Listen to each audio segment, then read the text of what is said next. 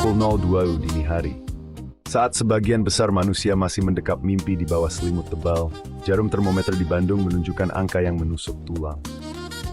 Udara musim kemarau di dataran tinggi Priangan memiliki karakter tersendiri, kering, tajam, dan menghujam pori-pori. Di garasi rumah, mesin itu menyala. Deru knalpotnya memecah sunyi, menandai dimulainya sebuah ekspedisi darat sejauh lebih dari 800 km menuju ujung timur Pulau Jawa. Menjelang subuh, kita masih di Bandung, kita mau menuju ke Surabaya, tapi kita besok mau ke Jogja dulu. Semoga semua aman. Bismillah. Ini bukan sekadar perjalanan berpindah koordinat. Ini adalah sebuah ritual menembus ruang, sejarah, dan sosiologi jalanan Nusantara. Gelapnya malam melahap pandangan begitu roda depan meninggalkan batas kota. Jalur nagrek hingga Limbangan menuntut konsentrasi absolut. Tikungan-tikungan tajam bersambung tanpa jeda, diuji oleh kabut tipis yang merayap turun dari lereng bukit. Tidak ada suara lain selain deru angin malam dan gesekan ban di atas aspal dingin. Menjelang fajar, persinggahan pertama tercapai di Banjar Paroman. Sebuah warung kopi sederhana di tepi jalan raya menjadi saksi bisu. Uap mengepul dari cangkopi hitam pahit, mencairkan kebekuan tangan yang kaku setelah berjam-jam melawan angin malam. Disinilah esensi perjalanan dimulai, kesunyian yang jujur, jauh dari bisingnya peradaban kota.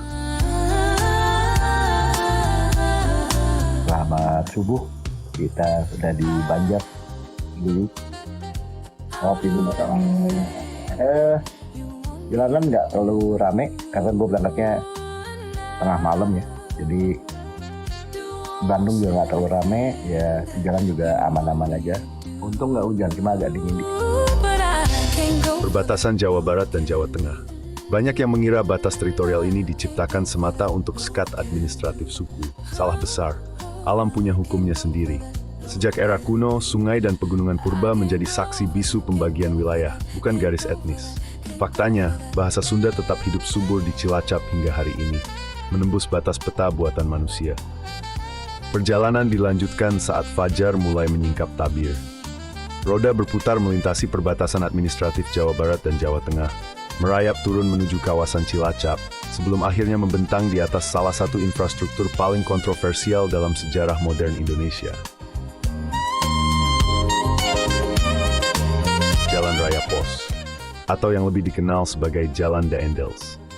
Aspal panas membentang lurus, membelah lanskap pesisir selatan.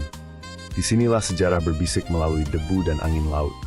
2 abad lalu, Gubernur Jenderal Herman Willem Daendels memerintahkan pembangunan jalan raya sepanjang 1000 km dari Anyer hingga Panarukan, dengan pertumpahan darah dan keringat ribuan pekerja pribumi. Pagi itu, di tepi jalan Daendels, pemberhentian sejenak dilakukan di sebuah warung lokal.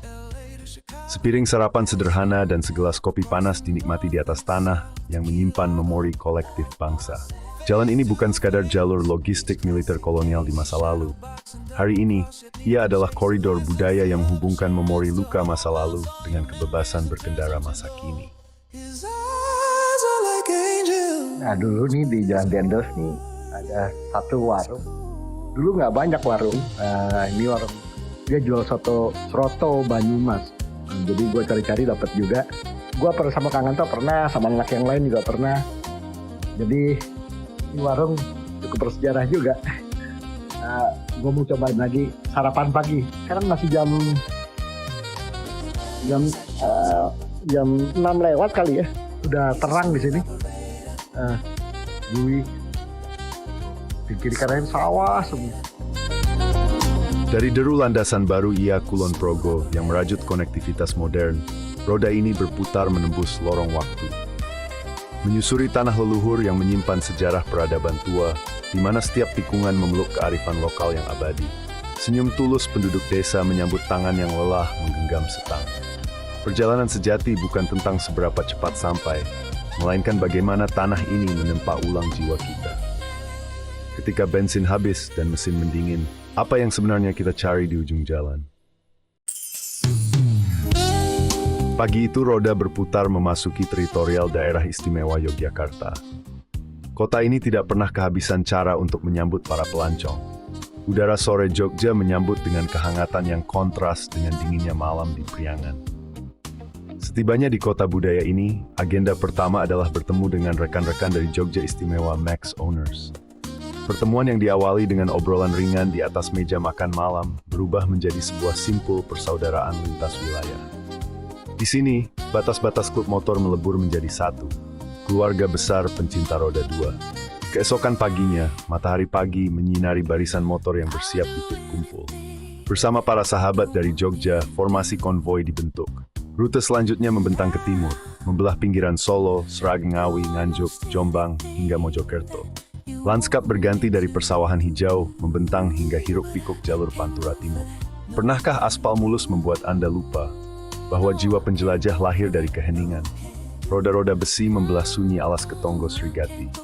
Di balik megahnya naungan jati tua Ngawi, tersimpan jejak sejarah yang meredam ego mesin. Disinilah budaya Nusantara menyapa lewat senyuman tulus warga lokal yang membumi. Alam menguji ketahanan, namun keramahan merawat perjalanan. Motor bukan sekadar alat berpindah, ia adalah medium meditasi. Kita baru sampai Sragen sama Kimo, ada Bray, ada Markus. Oh, di belakang. Kita baru keluar 1,5 jam dari ya, lumayan sampai Sragen sejam. Mudah-mudahan aman, bismillah.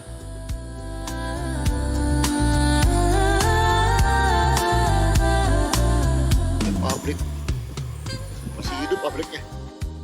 Di poros Jombang Krian, saat ribuan orang terjebak kepulan asap jalan nasional, kita memilih sunyi.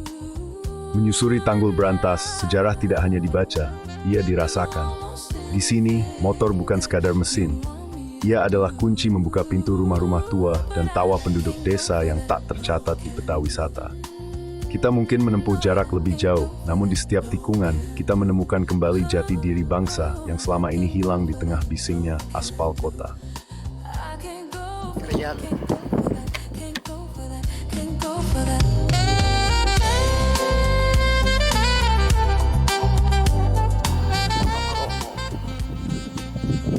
di ujungnya Surabaya nih. Nah, Temanok Romon. Menjelang sore hari, gerbang batas kota Surabaya menyambut kedatangan rombongan. Tanpa buang waktu, navigasi langsung mengarah ke lokasi perhelatan akbar.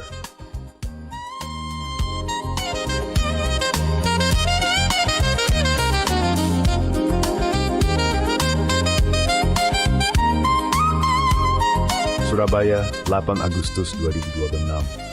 Saya datang bukan cuma untuk menghadiri Anniversary XI Surabaya Max Owners. 11 tahun, cukup panjang untuk membuktikan bahwa sebuah komunitas bukan sekadar kumpulan motor. Di Palm Park Hotel and Convention Surabaya ada kontes motor, hadiah, tawa, dan banyak cerita. Tapi buat saya, yang paling berarti justru momen sederhana. Bisa duduk lagi bersama saudara-saudara lama, orang-orang yang sudah lama tidak ditemui. Setelah bertahun-tahun touring, saya makin paham. Motor memang yang mempertemukan kita, tapi manusia di baliknya yang membuat kita terus kembali. 11 tahun bisa dirayakan dalam satu hari, tapi persaudaraan yang dibangun selama itu jauh lebih panjang perjalanannya. Mungkin pada akhirnya kita tidak selalu rindu pada jalan, kita rindu pada orang-orang yang pernah berjalan bersama.